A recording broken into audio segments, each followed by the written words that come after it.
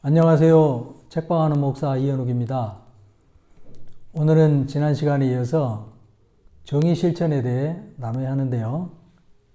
지난 방송을 보신 구독자님의 요청이 있어서 예배에 관한 이야기를 조금 더 나눠야 할 것 같습니다.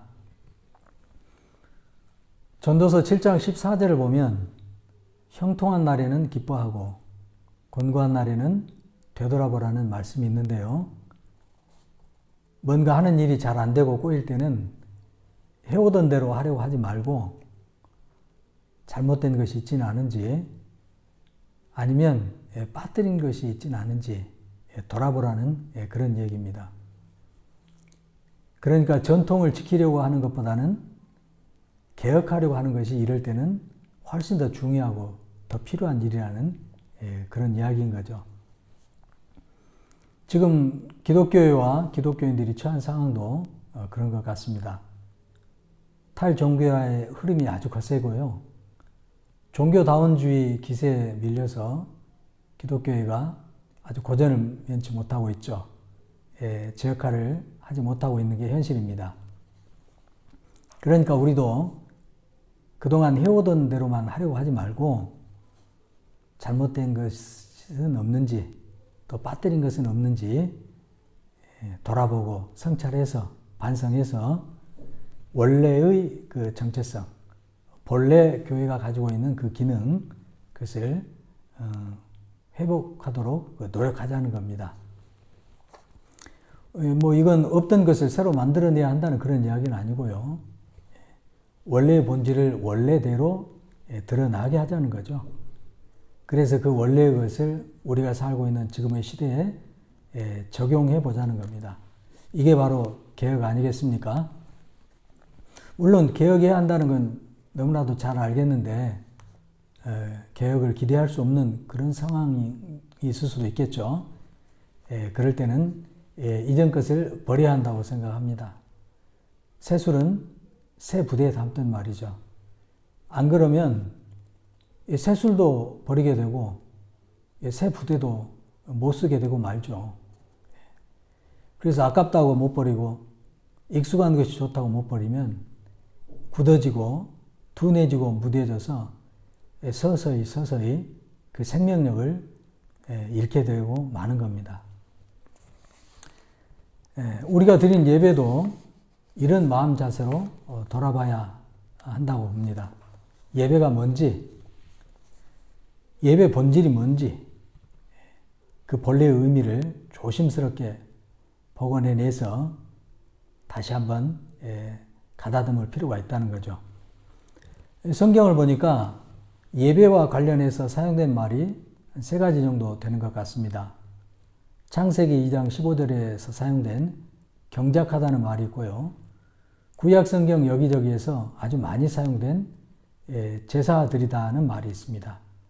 신약 성경에서도 이런 표현이 몇 군데 사용되었고요. 그리고 예수님께서 사마리아 여인과 대화하던 중에 사용하신 예배드리다 혹은 경배하다는 말, 이렇게 세 가지입니다. 먼저 경작하다는 말은 창세기 2장 15절에 사용된 아바드라는 말인데요. 개역 한글판은 이 아바드를 다스리게 하다 이렇게 번역을 해놨습니다. 여기서 우리가 주목해야 될 점은 경작하다는 그 말의 어원이 만들다, 일하다, 예배하다, 섬기다, 순종하다는 말과 그 말의 뿌리가 같다는 겁니다. 그러니까 아바드란 말의 어원을 가지고 풀이를 해보면 에덴 동산을 잘 경작하는 것이 바로 하나님을 예비하는 거라는 그런 얘기가 되는 거죠.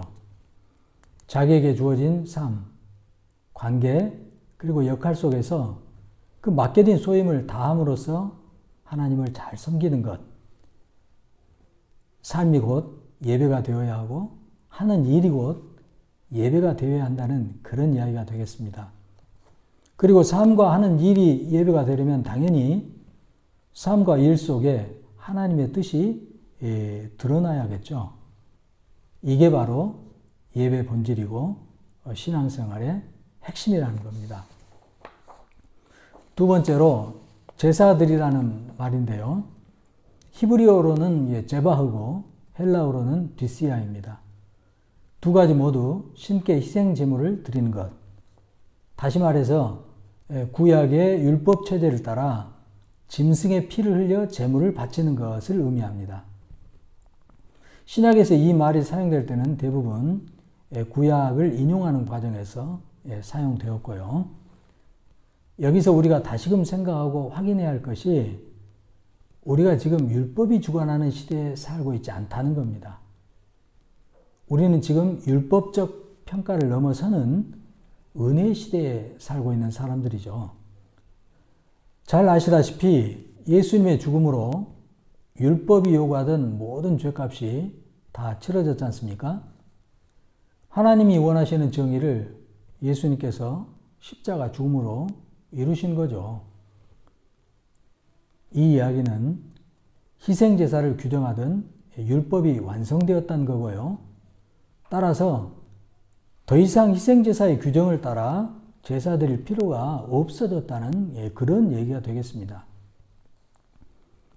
그리고 또 예수님의 부활과 성령님의 강림이라고 하는 사건이 새로운 변화를 가져왔는데요. 그건 바로 법을 초월하는 은혜를 따라 작동되는 새로운 체제가 시작되었다는 겁니다. 따라서 제사드리다 하는 그 의미와 그 형식을 오늘날의 예배에 적용해서는 안 된다는 거죠. 제사드리다는 개념에는 제사드리는 각 주체와 그 역할이 구분되어 있습니다. 일반 백성과 레위인, 제사장, 대제사장 이렇게 사람이 구분되어 있고요. 또 각자의 역할도 구분되어 있습니다. 그리고 시기와 장소, 절차와 형식도 고정되어 있죠. 반면에 이 산에서도 말고 예루살렘에서도 말고 영과 진리로 아버지께 예배할 때가 올 거라고 하신 그 예수님의 말씀을 따르면 새로운 예배는 시간과 장소에 얽매이지 않습니다. 절차와 형식에도 구애받지 않죠. 드리는 사람의 신분과 지위, 사회적 조건, 인종적 조건 뭐 할 것 없이 이제 다 필요가 없어졌습니다. 그야말로 시공을 초월한 예배고요. 모든 관습과 문화를 초월하는 그런 예배가 될 거라는 그런 말씀인데요.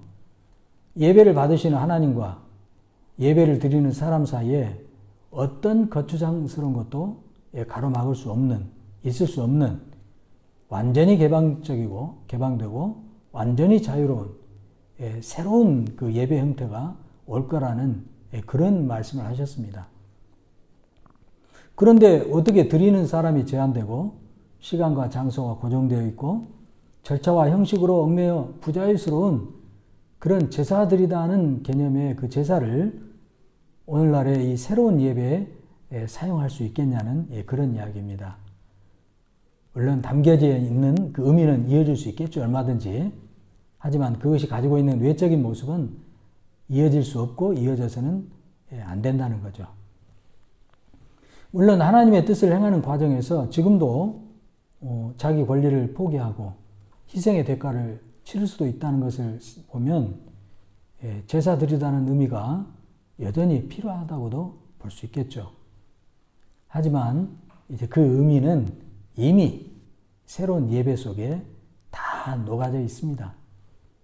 그래서 그 모습, 그 외형, 그 절차 이제 버려야 한다는 거죠. 오늘은 여기까지 하기로 하고요. 다음 시간에 또 이어서 하기로 하겠습니다. 고맙습니다. 다음 시간에 또 뵙겠습니다.